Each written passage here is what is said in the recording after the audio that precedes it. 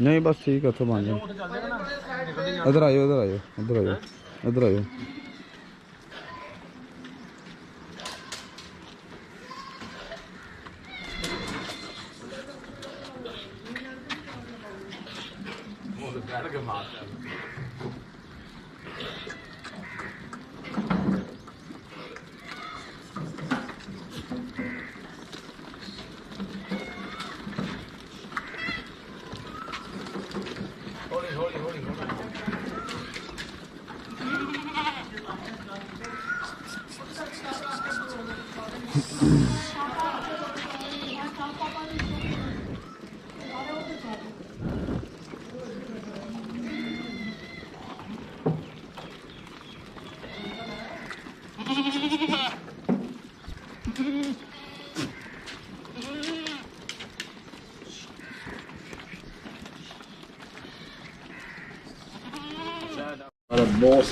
अस्सलाम वालेकुम जी, कैसे हैं?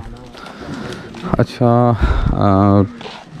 टैडी बकरी की फार्मिंग पे थोड़ा सा मैं डॉक्टर साहब से आइडिया लूँगा कि अगर हम लोग क्योंकि अब बीतल, मक्खी चीनी, राजनपुरी या और कुछ ब्रीड्स हैं जिनके रेट्स बेसिकली ज़्यादा हैं और उसकी काफ़ी रीज़न्स हैं। वो उनकी जिसामत ले लें, उनकी प्रोडक्शन ले लें या शौकीनी में वो आ गई हैं।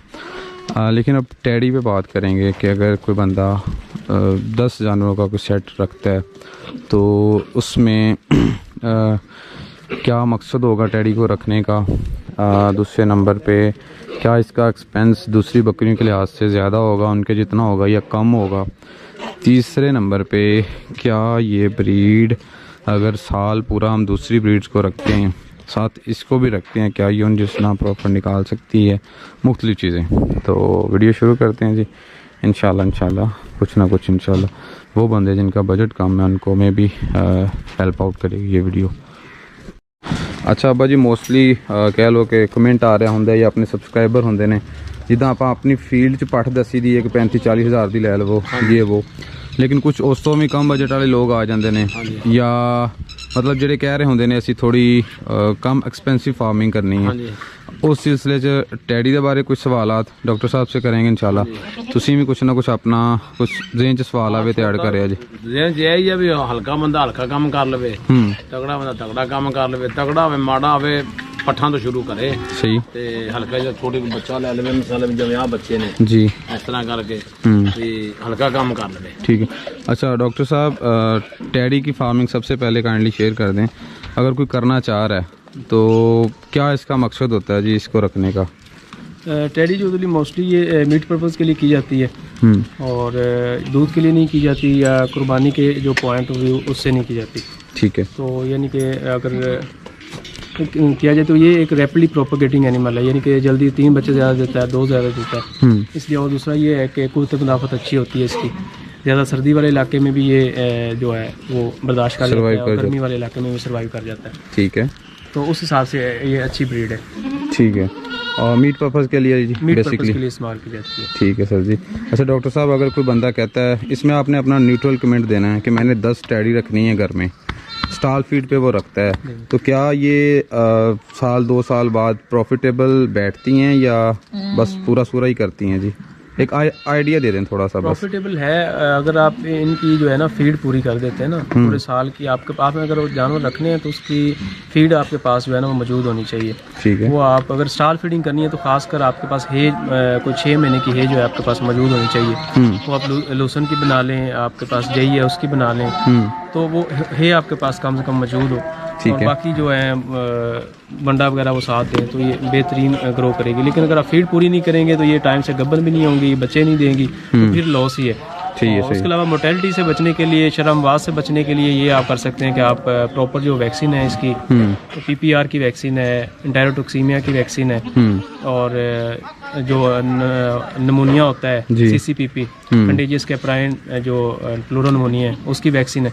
तो तीनों वैक्सीन अगर आप टाइम से करते हैं तो ये जो इनके अंदर मुख्तलिफ बीमारियां उससे बचा जा सकता है। ठीक है। अच्छा सर, जो डेली का खर्च है इस बकरी का एज कम्पेयर बीतल कर लें दूसरियों के साथ, क्या इसका खर्च उनके लिहाज से सेम होता है या कोई फ़र्क होता है ऊपर नीचे?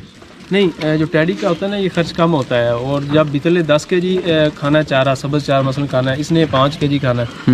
और जहाँ इससे उसने हे जो है वो 2 kg तक खा जाना है, इसने 1 kg तक हे जो है पोर्शन का खाएगी। तो इसलिए जो खर्चा है इसका आधा है उससे। और दूसरा ये थोड़ा खा के जो है ना अपनी बॉडी को मेंटेन रखती है, क्योंकि छोटी बॉडी होती है, स्ट्रक्चर छोटा है, तो उसको मेंटेन रखती है। बड़ा जानवर जो होता है वो बच्चा देने के बाद एक दफ़ा उसकी खुराक अगर पूरी नहीं होती तो वो कमज़ोर होना शुरू हो जाता है। सही है। तो ये बच्चा देने के बावजूद भी अपनी बॉडी जो है वो मेंटेन रखती है। अच्छा, अगर नखरेबाजी की बात करें, ये ज़्यादा नाजुक है या दूसरियाँ जो आपके पास हैं जी? नहीं, दूसरी ब्रीड जो है वो ज़्यादा सेंसिटिव है टैडी की निस्बत जो है। सही है सर जी। और अगर इनका कोई हमारे पास बच्चा तैयार हो जाता है जी, फॉर एग्जांपल 6 महीने का तैयार हो गया, क्योंकि आप लोग तो वैसे नहीं सेल करते, लेकिन वैसे मार्केट का कोई आइडिया दे दें, किस अमाउंट में एक बंदे का सेल हो जाएगा जी? 6 महीने के ऊपर उसका वज़न हो जाएगा 25 kg तक। तो इसमें आप देख लें उसके अंदर जो गोश्त है 12 से 14 kg है होगा। तो सही है। तकरीबन वो 25,000 तक सेल हो जाएगा। यानी एवरेज 20 से 25 के अंदर रख लें। 25,000 तक वो सेल हो जाएगा आसानी से। ठीक है जी। और इस किस्म की अगर हम पहले तो ये सर जी बताएं, क्या इस किस्म की टैडी जो बंगाली टैडी है वो अमूमन मार्केट से मिल जाएगी कहीं से? नहीं, बहुत कम मिलती है, और क्योंकि बड़ी रेयर हो चुकी है तो ये सर्च आउट करनी पड़ती है डिफरेंट लोकेशन में, जैसे हासलपुर है, डीजी खान वाली साइड से। तो ज़्यादातर ये आपको क्रॉस में मिलती हैं प्योर। फिर ये होता है कि आप क्रॉस में लेके उसके ऊपर प्योर बकरा इस्तेमाल करके, तो आपको ब्रीड तैयार करने में, जो ब्रीड को प्योर करने में थोड़ा टाइम लगता है। सही है। 3-4 साल में आप अपना एक प्योर ब्रीड का हट तैयार कर सकते हैं। ठीक है।